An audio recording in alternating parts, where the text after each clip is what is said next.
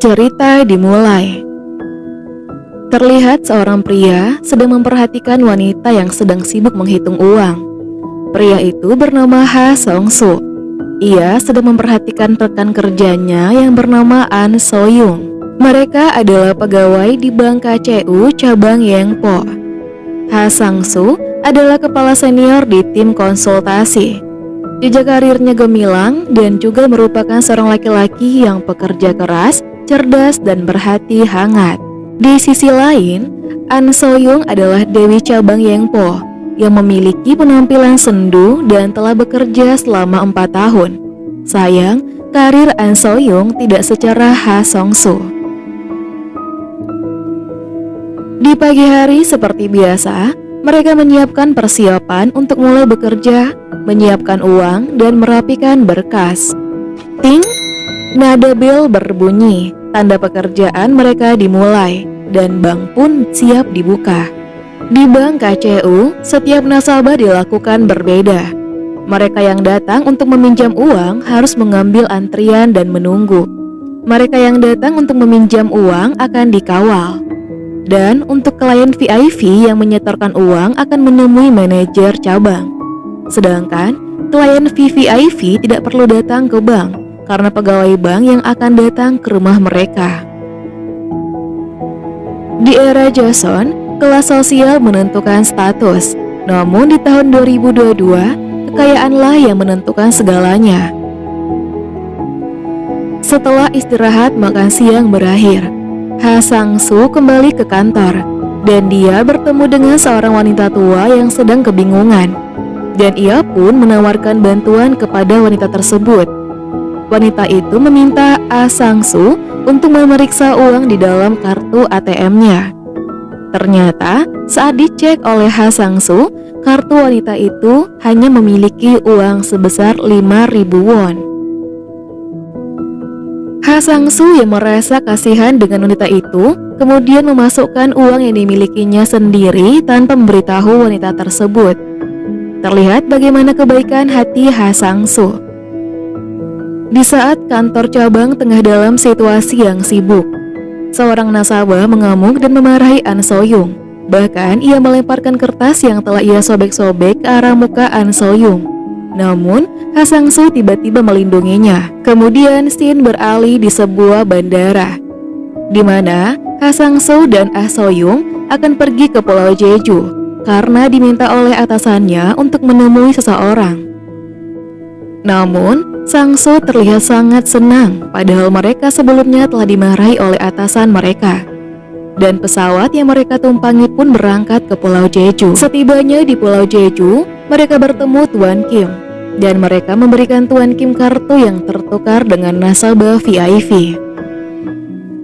Di suatu kesempatan, setelah memberikan kartu Tuan Kim, Sang-soo menanyakan apakah So-young memiliki pacar. Dan So-young mengatakan ia tidak memilikinya. Dan Sang-soo merasa sangat senang mendengarnya. Sang-soo mengajak So-young untuk jalan-jalan mengelilingi Pulau Jeju sembari menunggu waktu penerbangan mereka untuk kembali. Namun So-young menolaknya dan ia mengatakan sebaiknya kita menunggu saja di bandara. Keesokan harinya, setelah mereka kembali ke kantor, mereka diberi tugas untuk membagikan brosur untuk calon nasabah di jalanan. Terlihat bagaimana Sang-soo begitu perhatian kepada So-young. Saat mereka membagikan brosur kepada orang yang lewat di jalan tersebut, bahkan ia rela membagikannya sendiri dan mempersilahkan So-young untuk beristirahat.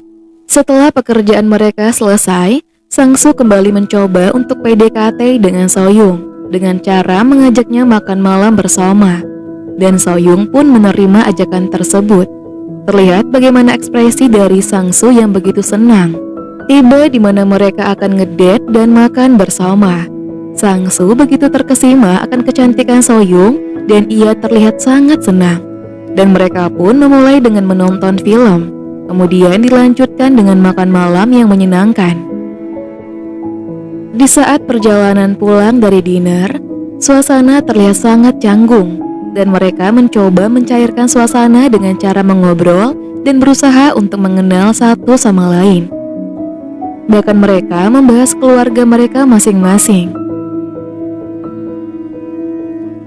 Tidak terasa mereka sampai di akhir perjalanan.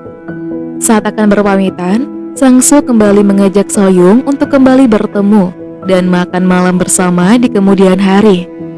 Dan Soyung menerima ajakan tersebut. Di hari janji pertemuan mereka, Sang-su terlambat lantaran banyaknya pekerjaan yang dilimpahkan kepadanya. Sedangkan Soyung menunggunya di tempat mereka akan makan malam.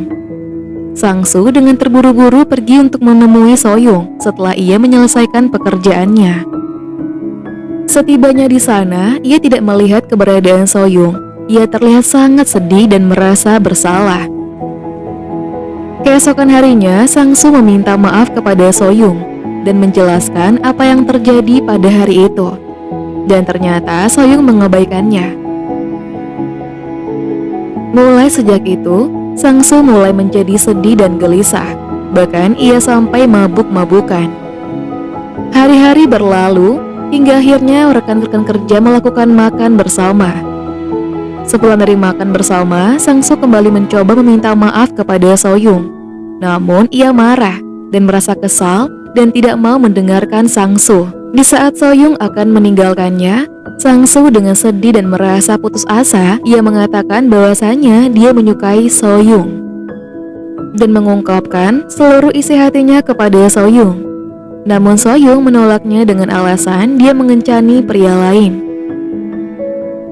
Beberapa hari Sang-su terus diabaikan oleh Soyung.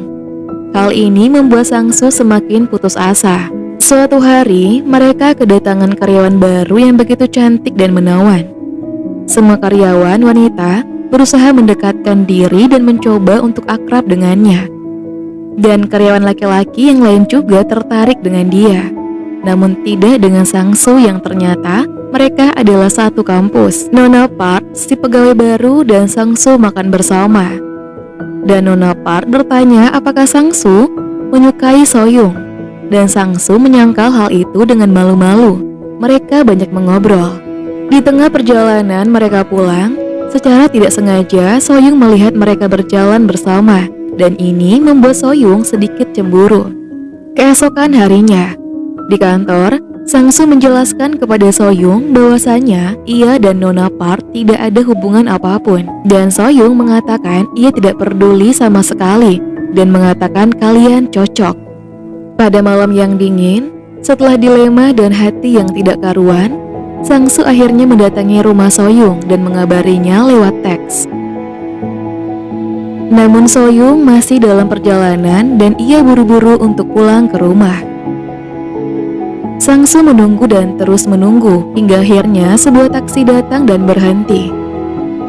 Namun sialnya, saat Soyung keluar dari taksi itu, ia malah berpelukan dengan pria lain, tepat di hadapan Sang-su. Dan tentu saja ini membuat hati Sang-su hancur.